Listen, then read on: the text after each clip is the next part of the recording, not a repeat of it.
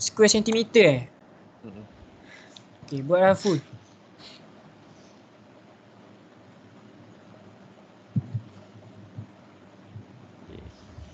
Okay. Assalamualaikum warahmatullahi wabarakatuh.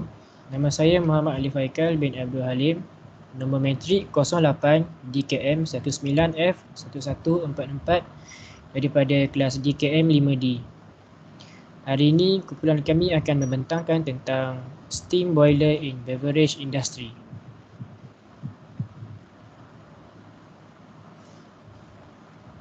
Pengenalan. Secara amnya, dandang steam ialah sejenis bekas tertutup direka dengan keluli untuk memanaskan air untuk menjana wap oleh beberapa sumber tenaga seperti pembakaran bahan api dengan akhirnya. Wap yang dijana boleh dihantar pada tekanan rendah untuk kerja kemajuan industri dalam industri gula, kilang kapas dan untuk menjana air mengukus yang boleh digunakan untuk penetapan haba pada daya yang sangat rendah. Kapasiti dandang hendaklah mempunyai 10 liter air dan tekanan kerja mestilah 3.4 kg force square centimeter.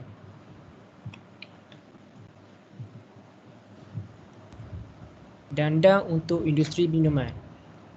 Dia terbahagi kepada dua, iaitu kategori pertama ialah kategori bukan alkohol. Kategori bukan alkohol ialah minuman ringan dan pembotolan air dan pengetinan. Pembotolan jus buah-buahan, pengetinan industri kopi dan industri teh. Kategori kedua ialah kategori alkohol, iaitu spirit suling, wine dan brew. Okay. Assalamualaikum dan selamat sejahtera. Nama saya Muhammad Fikran bin Fauzi. Nombor matrik 08 DKM 19F 1143. Okay. Sekarang ni saya akan terangkan tentang fungsi boiler untuk industri minuman. Dandang industri ialah bekas tertutup di mana air dipanaskan dan diedarkan sama ada sebagai air panas, wap atau wap panas lampau untuk tujuan memanaskan, menjana kuasa atau menghasilkan elektrik. Relau dandang adalah tempat bahan api dan udara dimasukkan ke pembakaran. Campuran bahan api, udara dan udara biasanya dimasukkan ke dalam relau dengan menggunakan penunu tempat api terbentuk. Gas panas yang terhasil bergerak melalui satu siri penukar haba, di mana haba dipindahkan ke air yang mengalir melaluinya. Gas-gas pembakaran akhirnya dilepaskan ke atmosfera melalui timbunan bahagian eksos dandang.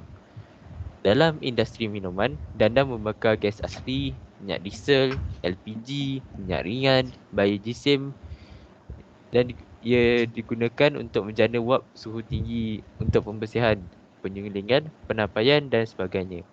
Dalam sesetengah industri minuman berskala besar, dandang pembakaran arang batu juga digunakan untuk loji kuasa tawanan. Okey. Seterusnya, cara memilih dandang yang betul dalam industri minuman. Langkah yang pertama, tentukan kapasiti dandang. Kapasiti dandang hendaklah berdasarkan lengkung, beban pemanasan atau rajah imbangan haba dan termasuk kehilangan haba dalam saluran paip. Haba bilik dandang yang digunakan sendiri, haba sisa terpakai yang tersedia. Yang langkah kedua, tentukan parameter pemanasan dandang termasuk tekanan, suhu dan sebagainya. Langkah ketiga, tentukan kecekapan dandang. Yang keempat, memilih dandang dengan kapasiti yang sama atau peralatan pembakaran. Assalamualaikum warahmatullahi wabarakatuh. Saya Nur Hafiz Syahari, bernombor kad matrik F1260, akan meneruskan sesi pembentangan mengenai penggunaan dandang dalam kilang minuman. Yang pertama, iaitu penggunaan dalam mensteril dan menyah jangkit alat dan perkakas. Yang kedua, memasak, mengawet dan mengeringkan. Yang ketiga adalah penggunaan dalam penyulingan. Yang keempat, mengurangkan ancaman mikrobiologi. Dan yang kelima adalah dandang minuman terbaik. Untuk kesimpulan yang kami dapat di sini adalah industri minuman amat bergantung kepada penggunaan dandang.